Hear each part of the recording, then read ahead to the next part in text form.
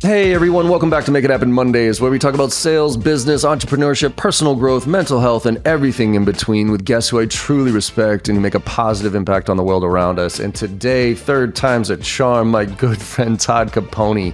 Todd Caponi, first of all, he wrote a book called The Transparency Sale, which is my favorite negotiation book because it's all about being transparent. And he also runs a podcast called the Sales History Podcast.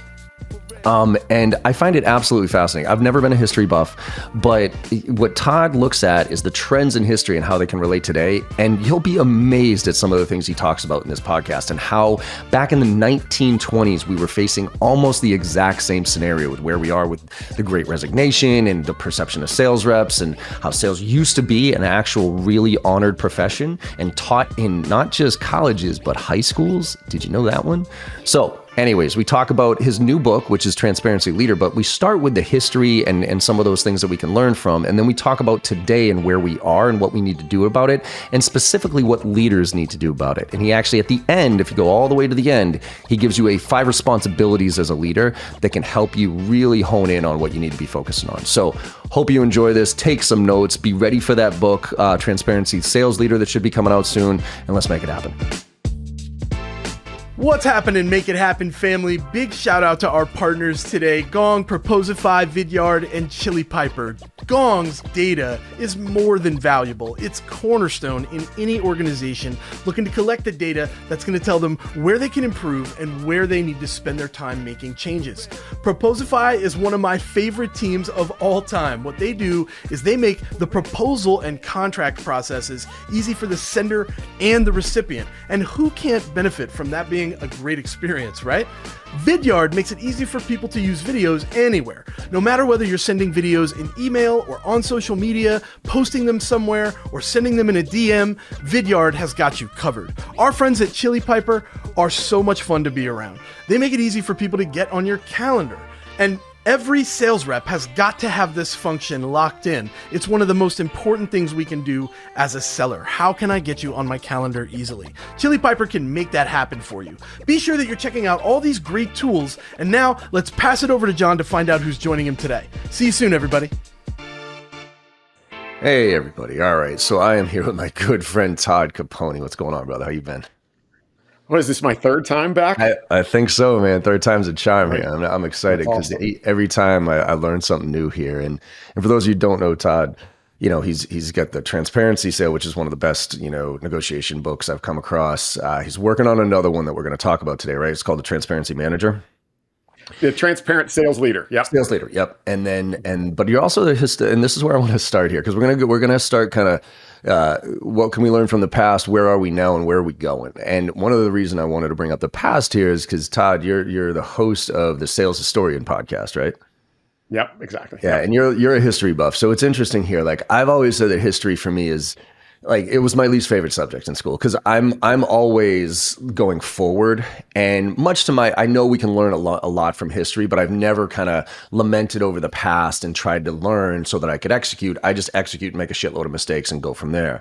But you really learn from that past, not only from a history standpoint, but from a science and a neuroscience standpoint. So I want to start with this, like, what are some of the things that have stuck out to you about the history of sales that we should be learning and paying attention to these days? Because I think a lot of this, because you look at some of it and go, well, that was back 30 years ago, 40, before there was technology. And so how is it even relevant today? And I've always said that, look, tactics and techniques, that's going to change regardless. Means of communication are going to change regardless, right? They're changing weekly at this point, but what doesn't change is human behavior.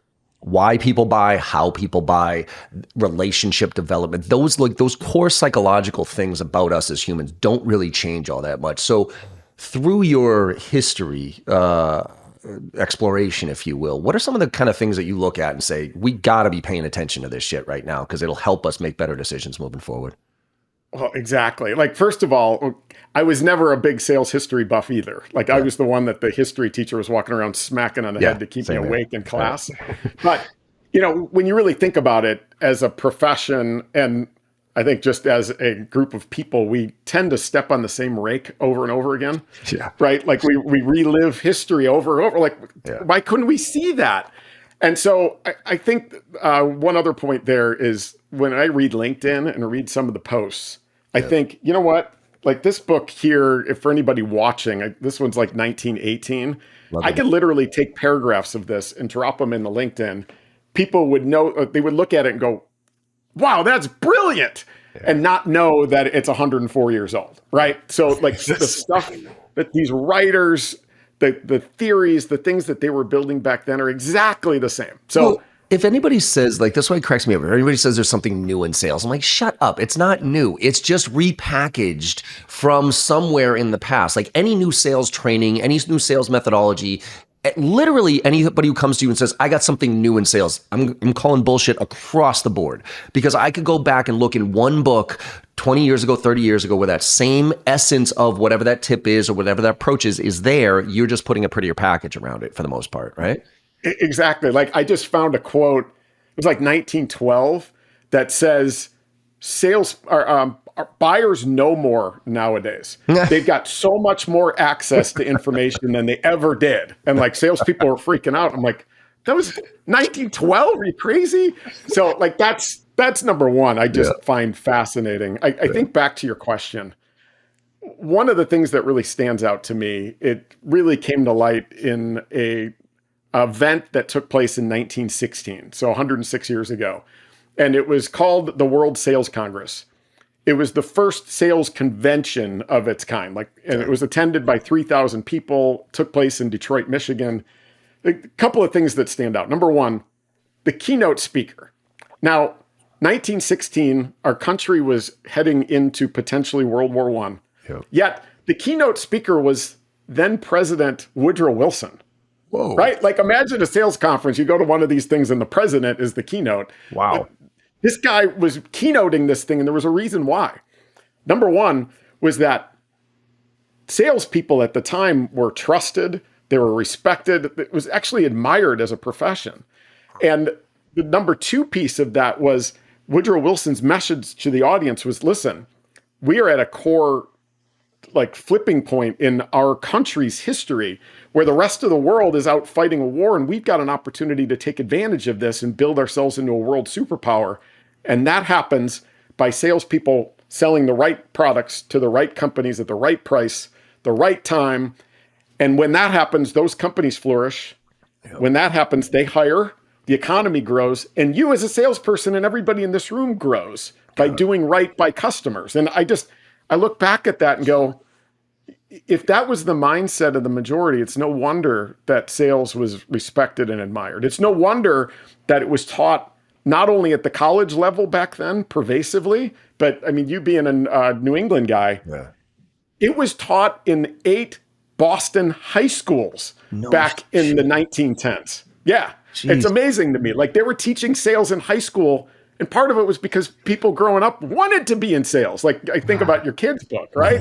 Like back then it was trusted, admired, or respected. And we can go into this rant here as we kind of go through today, but you just highlighted technology kind of screwed some things up for us. You just highlighted that to me is the essence of sales. It's I always say it, when sales is done right, it's the greatest profession in the world. When done wrong, it's the worst. And when done right, it's believing in what you sell, knowing that it provides a service, going and finding those people that need that service and helping them out. I tell people all the time, I don't sell you shit. I help you achieve your goals or solve your problems. That's it. And if your problems aren't big enough and your goals aren't big enough, why are we having this conversation? Man, I had no idea that was. I had no idea that sales was a respected profession, because I always thought it was shit on because of the charlatans and the snake oil sales, history and all that other stuff. And B, I had no idea that they taught it in schools. That's it's even in high school. Oh my! Can you imagine what it would be like if we got taught sales, like actual business skills in high school, and how much that would reduce student debt, that would reduce that's why I want to teach sales at such a young level, because I firmly believe, first of all, I think college is a great social education. I think it's a bullshit actual education. And why not give a kid and so you're going to tell me you're going to go $200,000 in debt to get a $40,000 a year job that you're going to spend for the rest of your life. Why not have a kid come out of high school with some knowledge about sales, get into sales, make some money, learn business, and then decide to go to college and maybe be able to pay for it? Or fuck it, just go into business because I figured that out and skip that whole thing altogether. I mean, to me, that's why this is so critical to change the perception back to what it was. Right. Yeah, I mean, here's what I think happened. Well, first of all, to your point about like college educated salespeople, and back then, it was viewed as being really rigorous and really irrelevant, right? It's almost kind of like, you'd see in some cases today, as I've been talking to university professors around the country, is this whole education in college is becoming much more like, I think there's 300 plus universities that are now at least teaching it, and 100 plus that offer it as a major or minor. They're actually building labs, and they've got reps cold calling and putting together, and that's cool. That actually, but back then I think that a lot of it was irrelevant. Now here's what I think happened. And when I think about today, and I recently saw the latest sales stack chart, right? Which is I don't know if you've seen that slide. That's your sales stack. Oh, it's the marketing stack for, oh God, yeah. Right. It's like the sales stack where the logos are so teeny, you can't see anything. Yeah. That's cool. But here's the thing. When I say that the sales profession continues to step on the same rake over and over again, think about the biggest evolution in the world of sales as it comes to technology. That was the telephone, right? Where we were given this incredible tool where we could, instead of having to get out in the rain and the snow and go see everybody to make a sale, back then sales was human to human, face to face. Now I didn't even have to leave my house. I could start calling, and salespeople ruined it. Right? They ruined the telephone to the point where we needed technologies created to prevent salespeople from selling, like caller ID, which was created by Dr. Shirley Jackson originally in the early 1970s. That didn't work.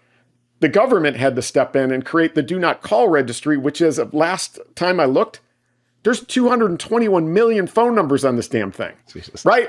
221 million people that are stop calling me, salespeople, right? That's crazy. And then we get the next amazing gift, which is email, right? I can send you a note, shows up in your inbox instantly. How cool is that? And salespeople, again, what do we do? Ruined it, right? With the spams and all that crap, to the point where technologies again had to be created to prevent salespeople from selling, which were the spam catchers and the IP blacklists and all that. That wasn't enough. Government had to get involved again, Canned Spam Act of 2005, to prevent salespeople from selling, right? We keep doing this over and over again. And my kind of summary on that is, we've got to stop thinking about technology as our goal of, the 5-letter word is scale, 5-letter dirty word, scale, right? Scale at all costs, quantity over quality. The minute we do that, we use these technologies for that, is the minute that we start sullying the profession.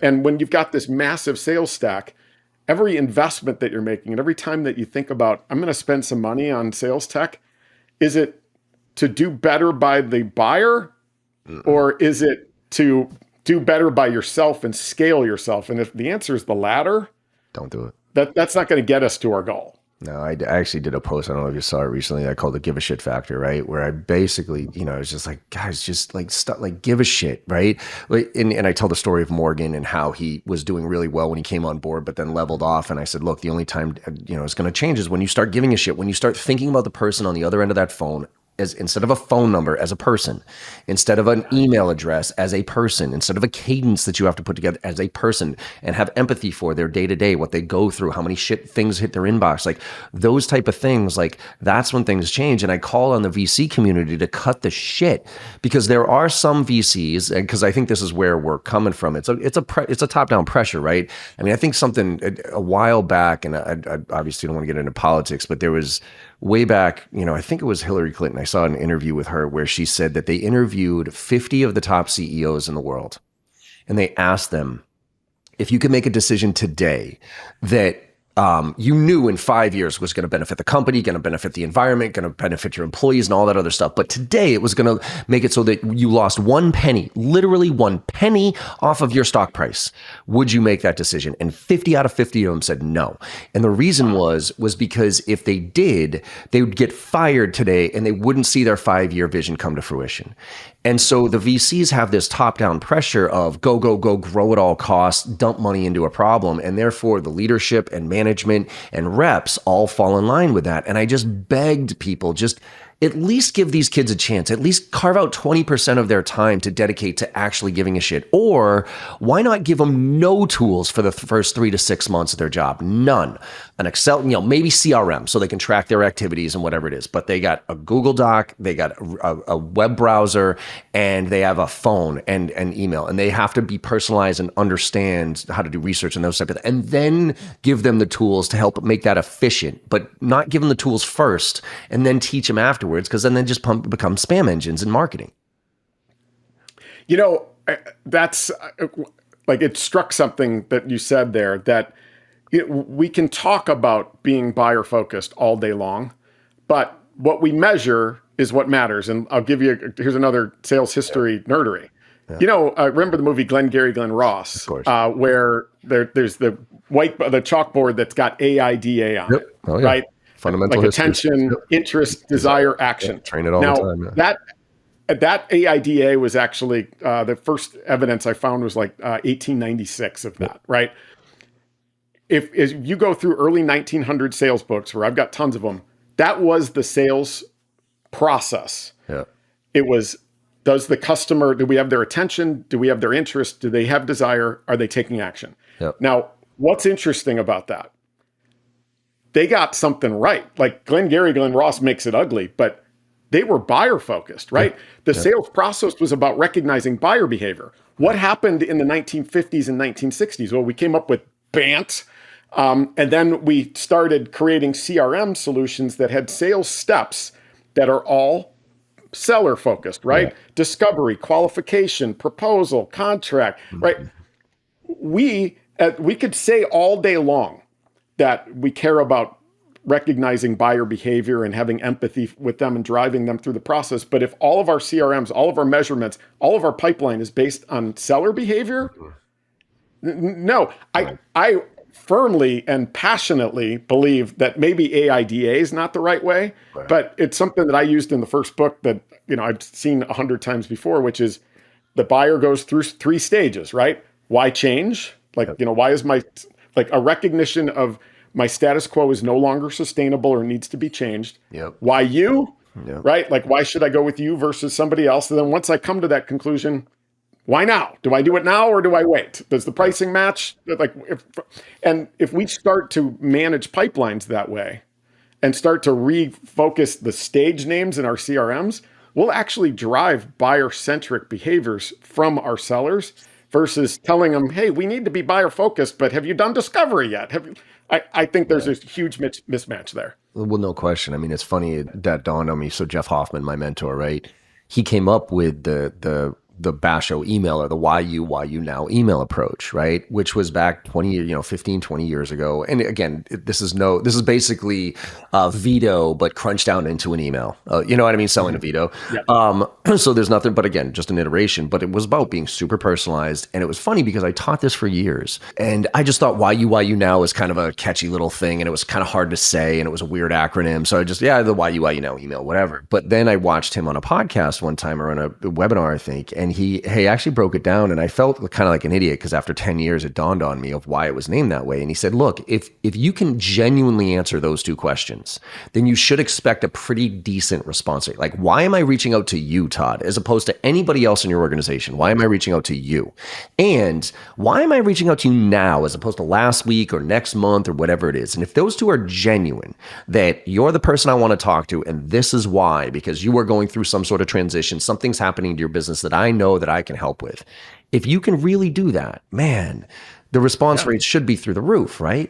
And it goes back to that give a shit factor. It's like we go through these. I mean, look, I teach buyer personas, and I just beg, and I do it because business acumen, I think, is probably the biggest skill that we could teach reps outside of any technique or anything like that. If we could go back and just teach them business, right? Have them conversations with CEOs and CFOs and bring them on webinar, bring them on a VP of sales, bringing on 2 or 3 VPs of sales that their reps sell to, and just doing a straight Q&A. What's your job? What's your day-to-day look like? What are you held responsible for? Let me read your job description, maybe. You know what I mean? And those type of things. Well, now I have understanding of, holy shit, this is what a VP of sales goes through on a day-to-day basis. What are the problems I solve for that VP of sales? Now let me go look for them. And it's just, I just am so frustrated about the fact that we're not allowing that right now. The technology is pretending to allow that. And I think when used correctly, the right technology does, because it surfaces all that information about you that I don't have to go research on and all that other stuff. But it's like, Gary Vee said to me once, because I was freaking out about artificial intelligence a while back. And I said, Gary, where does this leave us? I'm seeing artificial intelligence write emails better than we can. And he goes like this. He goes, don't worry about technology. He goes, be the last mile. So let technology do all the heavy lifting, all the research, even write some of the stuff for you if you really want to. But before it goes out the door, before it hits that human, look at it and humanize it a little bit. Make sure that it's relevant. Make sure that it's, to the right person and all that other stuff. And that's where I think we're headed right now, is like the Iron Man or Iron Woman, right? Where if they can be and this is why I'm scared about sales reps coming into the industry right now, because you and I, we grew up in this industry where we were knocking on doors. We were going to networking events. We were developing core relationship development skills, right? And so us in this virtual world is actually, I don't know about you, but I fucking love it because I got that part of it. Now I just need to adjust it a little bit to be able to quickly relate to you and those type of things and ask the right questions. Where these kids are coming in out of school right now with no networking, no business engagement, relationship development, any of that stuff. And they're being given these tools as like machine guns with you're giving this kid like this massive shotgun with a ton of ammo who's 12 years old and is going to blow their shoulder out and just spray it all over the place. And it's just, do you see us? How do we self-correct here? And I know we're going to get into the current and the future here, but right. Do you see there being, based on your history and knowing like what has happened over the years and corrections and that type of stuff, do you see technology replacing the majority of sales reps today, like the manufacturing line did back in the day with the widget stampers? Or do you see us evolving as a sales culture into something different than where we are right now? Because I do believe we're in a transition phase right now, but you know better than I do. Well, yeah, man, there's so much to unpack there. I don't believe that, if you look across history, right, there's 100 plus years ago, they talked about technology was going to replace us. Like yes. That has been a phrase and a worry every 20 years since the beginning of technology in the Industrial Revolution, right? And the only profession that has been fully eliminated is, I think it's the bowling pin setter. It might also be the elevator operator, although I think there's a couple of those left. Like every other profession still exists. So like that's number one thing to worry about. Number two thing, and it doesn't have to do with history or technology, but it has to do with what you just said about business acumen. Yeah. Every organization has an incredible resource sitting in their organization that can be an incredible source for this, right? If you're selling to salespeople, like one of the things I would do with my team is, if you're selling to salespeople, I'll walk in with my inbox as a CRO and go, here's my inbox. This is what it looks like. And here's the 3 things that stand out like a beacon in the night. Yeah. Here's the things I'm reading. Here's the things I'm worried about. Here's my comp plan and what I care about. We did that at Exact Target. We were selling to marketers. I would bring our CMO into sales meetings once a month and be like, hey, bring your inbox. Tell me what's standing out. What events are you going to? What are you reading? What do you care about? What are you measuring? What are you worried about? And all of a sudden, our team got to that clinical level of empathy with marketers where they could go have intelligent, and it's right there in your org. I bet you for whatever you're selling, if there's anybody close to that in your organization, bring them into your sales meetings. Please. If there's not, go find a couple of consultants that you can go spend, customers, exactly, customers. Pay them if you want. I don't care. Bring them into meetings and go ask them those same questions. You've got these incredible resources there. Why are we not using them? It used to drive me nuts. Like reps would come into my office and say, John, I'm having a really hard time getting through, or selling to CFOs, right? I just don't know how to sell to CFOs. And I'd say, hold on a second. I'd open up my door and I'd yell down the hallway, hey, Calvin, And he'd be like, yeah, John. I go, Calvin, are you a CFO? He'd be like, yeah. I go, Calvin, do you have reps selling to you pretty much constantly and always prospecting into you? And do you respond to some of them and not respond to others? He's like, yeah. I go, could you do me a favor and hang out with one of my reps here and tell him what gets through to a CFO? And yeah, sure, John. John, I'm having a hard time getting through gatekeepers. Hey, Shelly, are you a gatekeeper? Could you sit down? I mean, it's just like, it's right fucking there. I mean, I have this model that I'm actually probably this is going to prompt me to do it because I've been sitting there on this. I'm going to tell this on LinkedIn in a very quick way, which is the easiest way to align sales, marketing, business acumen, and help reps out and figure out your messaging. This is it. And then tell me if this is what you think of this. Once a month, 2 hours, block it off on the calendar. Okay. Go get 3 customers who fit the profile that you want to go after, right? So like say it's CROs. Go find 3 CROs from your existing client base who wants to see you be successful as an organization. Because if you're not successful, you can't support them. Have them get on a webinar with your reps. And well, actually, I'm sorry, before you do that, have the reps research CROs and say it's CROs and SaaS. CROs, SaaS, priorities, challenges 2022, right? So do some collaboration. What do these people care about? Read some job descriptions, right? And come up with some questions to CROs. Then have those 3 CROs sit on a webinar or like a Q&A. Ask them what gets through. What about this? Are these really your priorities or what's your day look like? Cool. Then 3rd hour, so 3 hours, break up into teams, right? 5 reps per team, 3 to 5 reps per team. And each one of them create a cadence specific to that persona that is aligned with those priorities and challenges and everything else, maybe sharing some content. So now say you got 5 teams, all going after the same persona with a slightly different cadence. This one adds video, this one does, phone, this one does voicemail, whatever it is.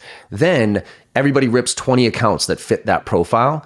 Touch 1 goes out, that's 100 touches to that cadence. Touch 2 goes out, that's another email. Touch 3 is a call blitz, and now it's part. And at the end, you look at the data and you say, okay, everybody, we learned some shit because now the reps are going to be curious when they get on the phone with somebody. They're not going to ask their dumbass BANT questions. They're going to ask contextual questions based on what they learned, and they're going to be genuinely curious, which is going to show. So their discovery is going to be better. And at the end, we're going to be able to understand what messaging works and what doesn't work. You do that once a month. Pick one persona once a month and run that through with your squad. You can't tell me you won't be able to be successful and learn some shit and figure out some stuff very, very fast. Yeah. Yeah. And I'll add one thing. I just wrote an article about this a few weeks ago, and it was the tennis ball analogy. And so what this means is, like back in junior high or whatever, I remember in class, they broke us into groups. Teacher puts tennis balls on the table and it was like, come up with as many uses for this tennis ball as you can, right? And we came up with maybe like 40 that had nothing to do with playing tennis, right? It's like, hang them in your garage, put them on the bottom of a walker, like coin, like there's a million of them. Yeah. Now, the reason I bring that up is one of the things that we used to do with our current customers that would renew. So they would renew is we would ask them 2 questions afterwards. Question number 1 is, hey, you've got a million uses of your time, your money, your dollars. There's other options out there. I think I know the answer to this because I'm biased, but why did you renew with us? Then just listen, right? Like, and start to hear the value that they get beyond like, it's easy. And then question number 2 is, hey, when you think about the solution and the way that it was positioned up front, like, tennis balls are sold for playing tennis. They're sold in sporting goods stores. What's 1 or 2 things that you've gotten to value from using us or working with us that you weren't expecting at the beginning? And the answer might be nothing, but the answer might be, gosh, I didn't expect to get this value. I didn't expect to get this benefit. Keep asking every renewal. You'll get a list of these things. You'll start to see, a trend. And now, as I always say, from a transparency perspective, you are not all things to all people. No, however, God, no. You probably are more things than you even know. I agree with that. And I think that balance can be found through that exercise that you're talking about, but make it a part of your practice of, working with renewed clients to just learn, hey, what's a thing that you weren't expecting that you got from us? And I think you'd be amazed at what you hear. What's up, everybody? I know you're enjoying this conversation. John does a great job with genuine curiosity on these episodes, and our guests consistently bring the heat. We want to take a moment here and let you know that you've got an opportunity to become better than you were yesterday. And you can do so by gaining access to all of JB Sales content. All of their training, tips, techniques, tactics, and takeaways can be yours for $1 a day. $365 for the year gets you annual access to everything, including our private Slack channel for members only, which you get access to all of us directly 100% of the time, 24 hours a day. And then at the same time, you're going to get access to our bi-weekly Ask Me Anything sessions where you can bring real deals to the table and get the help that you need where you need it. This is very, very important. Sales reps that invest in themselves are often found at the tops of their leaderboards. Join us today and get the help you need to become the seller that you deserve to be. That URL, one more time, is joinjbsales.com. Let's get back to the show with JB and our guest for this week. And that's going back to being buyer-centric, not seller-centric, yes. Right? Like understanding what matters to them. I say all the time, is, I did a blog post a long time ago called Sell to the 20%. Most people do not give a shit. If you think of any product or service that you own, I guarantee you only use 10 to 20% of the functionality of whatever that product or service is. Think CRM, think anything, right? So because of that, that's how I believe people buy. They don't give a shit about the whole thing. They care about this part that aligns with priorities, challenges, goals, whatever the hell that is. And we got to dig to find that. And so with that, transitioning, because I think this, we kind of touched on the leadership component of this, and people beat up on reps all the time. Oh, you're sending spammy emails, you do shitty discovery, your demos suck and all this other stuff. And you treat us like, a number. Well, where does that come from? It comes from leadership, right? It comes from what we're asking. You said it earlier, what we measure gets done. And so with what's happening right now, right, we hear about the Great Resignation, and I'm going to call bullshit on that a little bit. But in our space, it's real. Like I said earlier, the single mom with 4 kids is not part of this Great Resignation. So I wish, everybody would stop talking about it as a macro thing. It's really in very specific industries, specifically in SaaS, right? You're making 150 bills as a 22-year-old kid sitting behind a desk with no more, connection to your office because your boys aren't there with your girls aren't there with you having fun and drinking and stuff like that. So now if you're going to pay me $170,000 and you're going to pay me $150,000, well, I'm going to go to $170,000 because there's no more loyalty here. So I think we need to relax a little bit, but also from a leadership standpoint, how do we need to change as leaders? And I'm going to say, how do we need to, but also how can we in this environment? Because that's a different thing, right? I know we all know there's a problem here. We all know there's an issue. But in the current construct of where we are with the pressure to grow at all costs and all this other stuff and VC funding and, IPO and all this other stuff, how can we fundamentally evolve here to meet the challenge of where we are today? Yeah, there's a couple of things. First of all, when I talk about stepping on the same rake, 101 years ago, the economy looked a lot like it does today. Right, where it had gone through a period of steady growth, and then there was an event that shuffled things and shut down the economy for a short period of time. In 1918, it was the World War I. There was a Spanish flu, but the economy didn't shut down because there was no means of working remotely. You still had to go to work, and there was a high death count as a result of that. But the economy did shut down for World War I. Yeah. We weren't in World War I for long. Came out of it. All of a sudden, spending went through the roof. You got crazy growth. You've got high demand for salespeople, low supply. Sounds a lot like today. And you had high turnover for salespeople in 1919 and 1920. That was voluntary, meaning reps, good and bad, chasing money, right? Like bad reps were like chasing money at the time. Because you hired, there was sales executives would, and the quote isn't exact, but it was like they would hire practically anybody. You fast forward to the end of 1921, you've got 77% sales rep turnover. Whoa. And it's not voluntary. The end of 1922, it had gone up to 85%. I call it the great salesperson purge of 1922. And right before it, inflation spike. Wow. So all of a sudden there was an inflation spike, and then you had what was called a deflationary depression in 1921 and 1922. And the quote back then was sales executives discharged practically their entire sales teams. Wow. Now, the reason I bring that up is that I do get a little worried when I look at the numbers when I see that ZipRecruiter reports that there's over 700,000 open sales roles in the US, and that's not retail, that's not car sales, that's not real estate, that's B2B sales jobs. And 700,000 jobs are open right now? Yes. Holy yes. And it's been consistent, 700,000 on ZipRecruiter. Now you match that up with this other data point. If you go to Crunchbase and you look at the number of new tech unicorns each year, by year, right? The number is typically between 120 and 160 new unicorns per year. As a matter of fact, 2020 had the record and it was like 157 or 167 or something like that. If you add up those 4 years, so 2017 to 2020, the number is like 560 new unicorns. How many did we have in 2021? 587. 587 new tech unicorns in 1 year when the 4 before it was 569. Now, that screams bubble to me. Like, that worries me. And for anybody out there listening, by the way, a unicorn is $1 billion company. Like, yes, a company that takes funding at $1 billion plus valuation. That is, and typically, again, the 100 last year. Yeah, it was almost 600 in 2021 new tech unicorns based on their funding and valuation. Now, that gives me pause to think about 100 years ago, right? And so what happens? You've got high supply, low demand. Yeah. Or I'm sorry, the other way around. High demand, low supply. What does that do? You've got an inflation spike. You now have to pay reps more to get them, which drives your cost of sales up, which means you got to pass that cost to your customers. Once you do, your customers eventually don't buy as much and things start to constrict. Right. And so we're not having another depression. Like, I'm not saying, I'm not ringing the, hear ye, the end is near. No.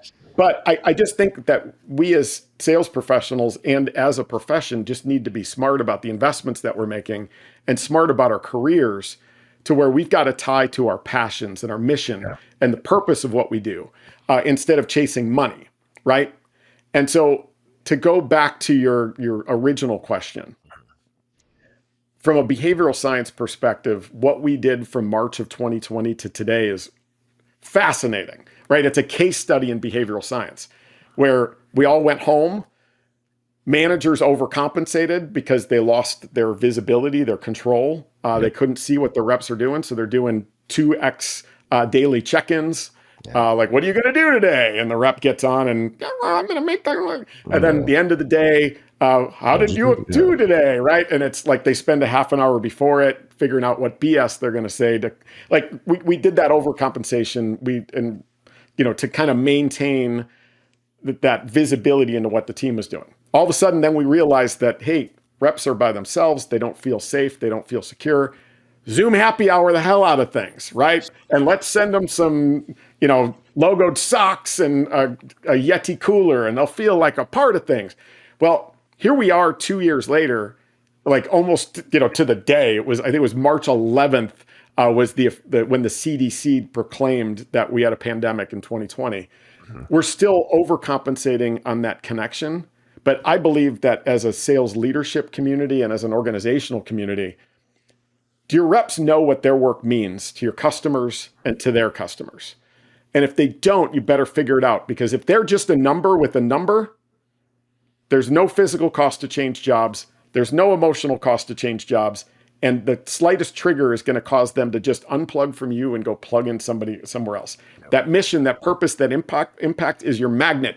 That's your glue. That's your unique value that sales rep has. And if you find reps that align to it, they're going to succeed. And even when things get rough, which eventually they're going to get rough in some, those are the reps that are going to maintain and build their careers, while the ones that are chasing money, I think, are going to struggle to find jobs. Yeah. I'll tell you, I'm ruthless when reps reach out to me because they're like, hey, John, I'm looking for, my next gig. I'm not really happy here. And I'm like, all right, well, how are you making this decision? Well, this company's going to make more money. And I like, as soon as I hear that, I go, if you're in this game for the money, fuck off. Literally, fuck off. If that's your primary end goal, which is you-centric, And I get it, you're helping your family and you're, okay, good for you.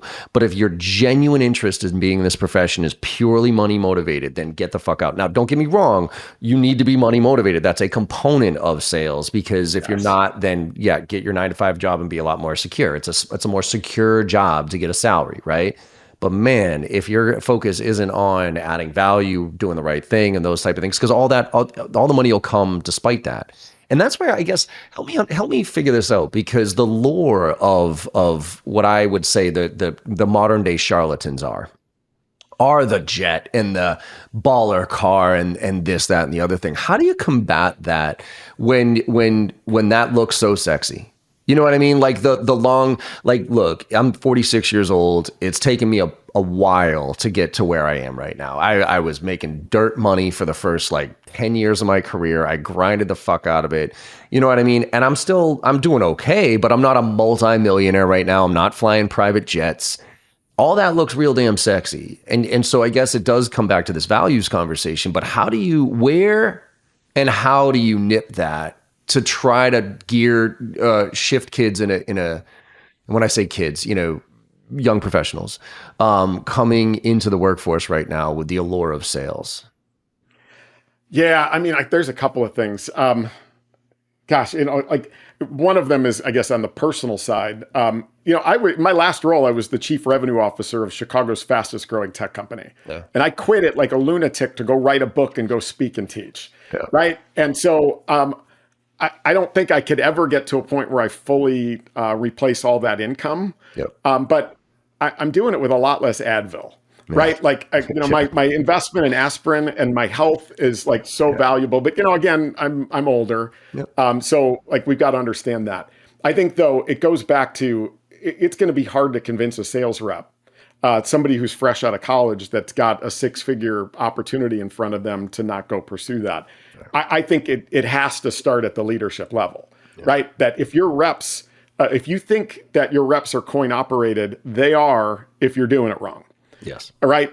I think that you've got to create environments where reps wake up every morning loving what they do, who they do it with, who they do it for, and compensation becomes the reward for doing that versus the motivator. I mean, dude, you could come over to my house and I could go, hey, here's a shovel, go in my backyard and go dig some holes. And you'd be like, screw you. And I'd be like, hey, I'll give you $1,000 a hole. You might go, where's the shovel? Yeah. Right. Yeah. So that's if that's the type of environment that you're creating for your sales team, right, they're not going to stick around for long. And that's ultimately a losing proposition. Create environments where reps are optimized by, the connection they feel, their ability to predict, the recognition and rewards that they get, all of those different pieces, balance them out with mission, purpose, and impact, and then pay them as a reward, not pay them as a motivator. And I think you've got a winning formula, and you start to create reps that start to see that and build careers instead of building checkbooks. I love that way. Pay them as a reward, not a motivator. Yeah. Is that what you said? Yeah. Yep. I like that. Right. Because if we use that dig ditches, right? If you're digging ditches for $1,000, well, then I'm going to come around and say, you know what, I'll give you $1,500 to dig ditches. Am I out? And then you're going to go, oh, yep, I'm going to go over there. But if I sit there and tell you, well, look, the reason we're digging ditches is so we can plant trees, to grow some fruit, so that the local community can thrive, and we don't have to get GMOs in our foods, and we can locally harvest our own food here, so we can all eat a lot healthier. How much do you know what I mean? Now it's like, oh, now I understand why I'm digging that hole. Now I understand why I'm digging that ditch. And you know what? I might take a few extra less bucks than that guy next to you who's just digging holes in his yard to dig holes, right? I heard a story that is right on with this. There was a group of people that worked in a warehouse that were basically assembling medical devices. Mm-hmm. So every day they would get in and they would just take the parts and stacking screws. It sounds freaking mindless. Yeah. Right. Horrible. Yep. Yet they had almost no turnover and their productivity was amazing. And this is how they did it. Every couple of weeks, they would bring somebody in for a lunch and learn. And that somebody would be somebody who is saying, hey, listen, I am I'm wearing that medical device right now, and I wouldn't be here if you weren't stacking screws like that. Yep. And then everybody would be like, oh, cool. And then all of a sudden their kids would come running, like, I wouldn't have a mommy. And the next thing you know, they're all crying and they can't wait to go back and stack those screws, right? That's what I mean by, it could be as, like, that one's so obvious, but like my last company, we were selling review software. Who cares? You know who cares? The consumer that's using that information to make informed decisions on where to spend their hard-earned money. That's who cares. We're making an impact on people's lives and how they spend their money in smart ways. We're not just selling software, and you're not just a number with a number. And we had some reps that, man, they freaking loved reviews, and those are our best performers. And it kind of goes, I mean, again, going back to, you study a lot about neuroscience and everything, is the reason, right? I mean, I think about the very simplistic approach of giving people a reason why you're doing something. It was highlighted in Cialdini's book, Influence, right? Where it's like, if you cut in front of somebody and say, hey, I want to make some copies, and you don't give them a reason, they'll be like, go pound sand, get in line. But if you cut in somebody and say, hey, I need to make some copies, and give them a reason why. And it didn't matter what it was, right? Well, I need to make some copies because I need to make some copies. Like, even if it was as simple as that, if you gave a reason why you wanted to do something, then people so I translate that to very tactically cold calling. The reason I'm calling gets right to the point. Questioning skills, the reason I'm asking the question. If you want to see somebody's anxiety go down about answering a question, give them the reason why you're asking the question. And from a job, why do we do this? What's the reason we are providing this service? What's the reason we are doing this? And if you can connect with that, it makes it so much easier to have a conversation about it. Well, yeah, I mean, if you look at my old inbox, every email looked the same. And by the way, I know you teach this, and I don't see it enough that we focus so much on like the subject line, but it's that preview of the first 10 words that tells you everything. More important. That's more important. And it's like when I look at my own inbox and I've got a screenshot in the book of it, like every sentence starts with, I just wanted to. I wanted to. I just you know what? You might just want to give me $1 million, but I will never get to it. I'll never open that email because it looks like every other one, right? I just think that when you think personalized and valuable, you stand out like a beacon in the night, right? Like it's so easy. Send me a note that makes me feel when I see that preview that it was meant for me and only me. It couldn't have been sent. Like when somebody says, hey, Todd, I saw that you graduated from IU. Go Hoosiers. Yeah. You know how many people graduated with me? Like 35,000, right? Like you could have sent that. No, make it personal and valuable to me. I'll give you one example of this that really stood out. Mm-hmm. I remember posting SDR roles on our website in our Chicago office. And 2 days later, a company reached out to me with a email that just said, Todd, here is an SDR salary study of what SDRs are making in the Chicago market. Nice. Now, compared to I just wanted, I was like, oh, that's interesting. I'm hiring SDRs. I want to open this. I do. Sentence number 2 says, Todd, saw you just posted some open roles, thought this would be helpful. Yep. There was no sales pitch. There was no nothing. It was written like a tweet, right? It was like 140 characters. Here's something that's valuable. Here's why we sent it to you. They did it again 2 weeks later with a board deck template right after my quarter ended. And I was like, who are these people? And of course, you've got that valuable real estate right below your signature, that signature block. I'm clicking on all those things. Like, I want to know who these people are, right? Yep. Like you've enticed me by adding value. You've made a deposit before you're trying to make a withdrawal in a unique, valuable way that could have only been sent to me. And I will always treasure that. And I remember it because it happens so rarely. And so you'll love this. I've adjusted the why you now framework to the ADA framework. Think of an email. The subject line gets my attention. The first sentence tells me whether or not I'm interested. And what am I interested in? Me. I'm not interested in you. So if you start your emails with, I'd like to introduce myself, I don't give a shit about you. Recent surveys say, I don't give a shit about that. We're the leading provider of, I could care less. None of that is interesting to me. What's interesting to me? Me. Right? Exactly. So, and what we're doing is we're playing around with the personalization part. Say, hey, Todd, I read your blog or whatever it is. Or, and I'd love to get your opinion on this because it's been working for us, is we ask a question. So for instance, subject line, what? Hey, Todd, how are you keeping your reps motivated and engaged now that everybody's working from home? Because it's a relevant question I can ask somebody like you. And it's like, okay, you got me interested here. Now desire, what's your value proposition? And then act, what do you want me to do? So if you break an email down like that and you think of those areas, it aligns directly with psychology and how people think. Exactly. And I know Alec Baldwin got it wrong where he replaced desire with decision. Yeah, no, it's so it's desire, but I love that, right? Yeah. Again, it's buyer centric. And, as I always say, and I'm not the only person that says that, it's, you've got to lead to your solution, not lead with it, right? Like 100%. That's just that simple. There's a crazy analogy that I use in one of the classes that I teach, which is on this idea of thinking about your own engagement like a reality makeover TV show host. And so like when you really think about those people, right, the individuals like Queer Eye, for example, on Netflix, it's fantastic. Right, like episode 1, season 1. If you haven't watched it, go watch it. I actually used to really like the first season, however many years ago. That was brilliant. I loved it. And by the way, side note, I just got Tom Jackson to do a cameo for me that I'm going to use when I'm pitching this stuff. Nice. And I think he was hammered on redneck margaritas. But the point being, like, the person realizes that their world is not perfect, right? Because they volunteered to invest time with these guys, just like your buyers do, right? They're not. Right, like an inbound lead. These guys come in, and instead of spending the first 15 minutes talking about their accomplishments and their solutions and their awards, which would be the boringest show of all time, instead they're coming in going, Tom, why are we here? What's going on? They align with them. They disarm by being human. They embrace authenticity and transparency right at the beginning. So they create that connection. And then they teach. Hey, you didn't notice this about your redneck margarita. You didn't notice this about your lazy boy. You didn't notice this about your apartment, your skincare, your clothes. And then at the end, once this guy's like, holy crap, you're right, it's worse than I thought, then they reveal the solution, which is, we're going to take you out. We're going to redo your apartment. We're going to fix your drink.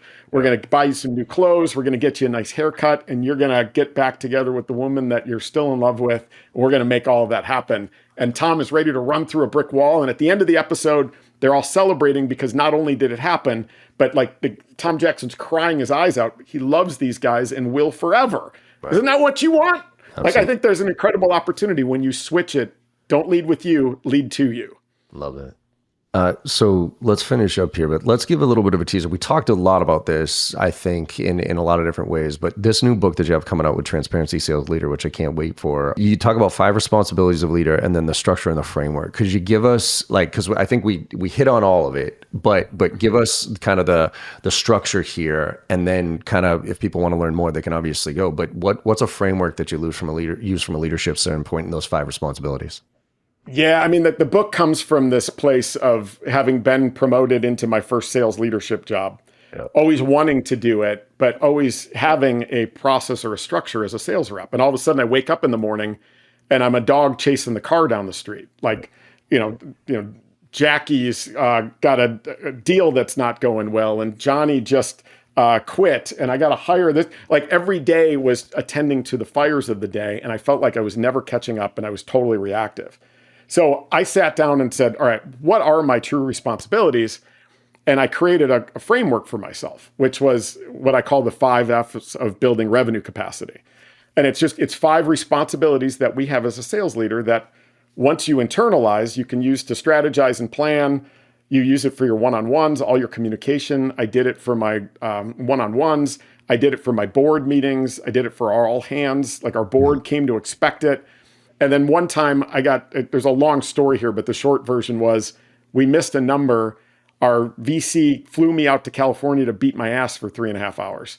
And I used the 5 F's as my structure. And at the end, the VC was like, wow, you're world class. Now, I don't know if I was world class or the fact that I just had a structure was different. And I'll rattle off the 5 F's for you really quick. So you've got them. You've got 5 responsibilities. Your first one is focus.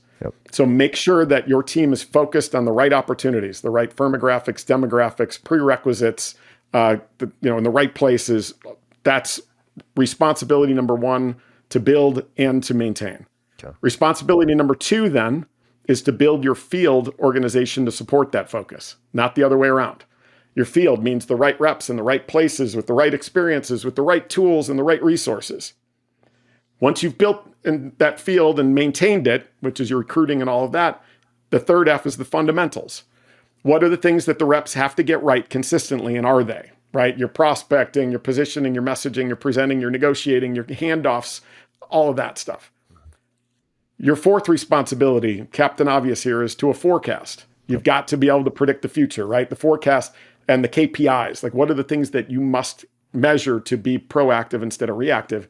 And then the fifth category, which is arguably the most important, and it encompasses all of them, is fun, which is how do we create an environment where our reps want to come here, want to stay, want to do their best, and want to advocate on our behalf? And that is a combination of, it's a model that I've built around the science of intrinsic inspiration. So what truly drives us. And so part one of the book is the framework plus tools you can use right away.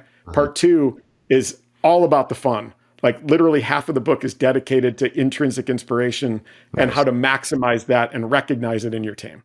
I love it, and I think that's the part, and not the cheesy version of fun. You know what I mean? Not the right, exactly, or the cliche versions of it, of like the Zoom thing and the happy hour, and again, those have their place. Don't get me wrong. I'm not going to totally shit on all over those, but there's other aspects, and it's also the individual. I mean, it goes back to prospecting too. It's the individualism and the personalization of those fun things, because Morgan on my team is not motivated by the same stuff as James is, and you know what I mean. So understanding the nuances of each one of your people and what drives them and what fun means to them, right? Because maybe there are some people that are straight money motivated. So I'm going to put together a comp plan for you that says if you reach these things, go, right? But other people are like, I want to spend time with my family. I want more flexibility. I want all these other things. So what does fun look like? And then how can we collaborate, right? So yeah, exactly. That's it. Well, look, tons to unpack. I know there's some publishing issues and all supply chain stuff, but your gut, you're ready to go, right? So here, hopefully in the next few months, you're putting this thing out there. Yeah. Right now, Amazon is showing the launch date is, I think, May 24th. Okay. I have a call later today with my publisher that might push that out a few weeks, right. But it'll be late spring, early summer, worst case. All right. Well, look, as you're listening here, if you haven't read Transparency, read it. It's one of my favorite. It's exactly what it is. It's all about being transparent and authentic with your approach and not having an angle, but just being like, this is what the levers that I have to pull. Let's work together on this. And so read that first to get ready for this transparency sales leader, because I think they're obviously they go hand in hand. So Todd, thanks. Yeah, and I'll leave you with one sales quote. Yeah, it's my favorite sales quote of all time. It's from Arthur Dunn. The year was 1919. And his quote says this simply: if the truth won't sell it, don't sell it. There you go.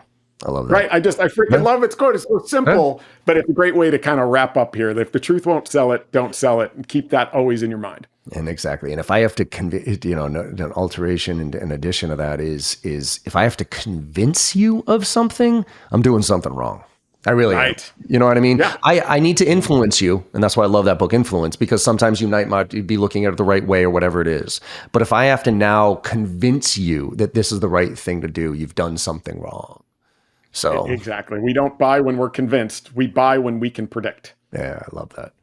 Awesome, man. Well, look, how can people find out? Is it just go to LinkedIn? Where can people find out more about Todd Caponi? Yeah, and by the way, for you listening, it's CAPONI, Todd Caponi. So exactly. And that's the website, toddcaponi.com. I just had the website redone. Nice. I feel like an adult now instead of a crappily put one together. But it's a good place to go. Lots of free resources and links to just about everything there.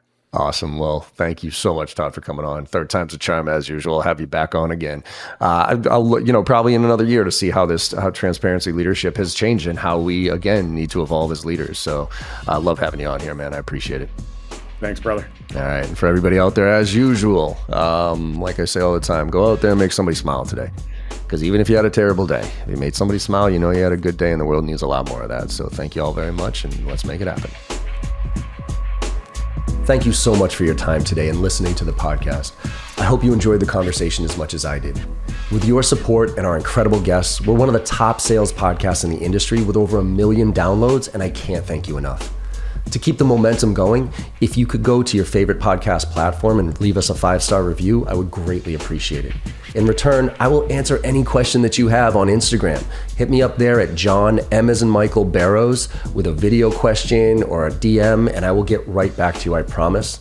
And last but not least, if you're looking for training, I'm adjusting my training approach this year, and I'm actually going to be delivering training to the masses. I'll be delivering live training the first and second week of every single month with our 2 marquee courses, Filling the Funnel and Driving to Close, to anybody who wants to join. And it includes membership in our on-demand platform with weekly AMAs. So you can go to jbarrows.com/open to check out the details. Thanks again, and have a great day.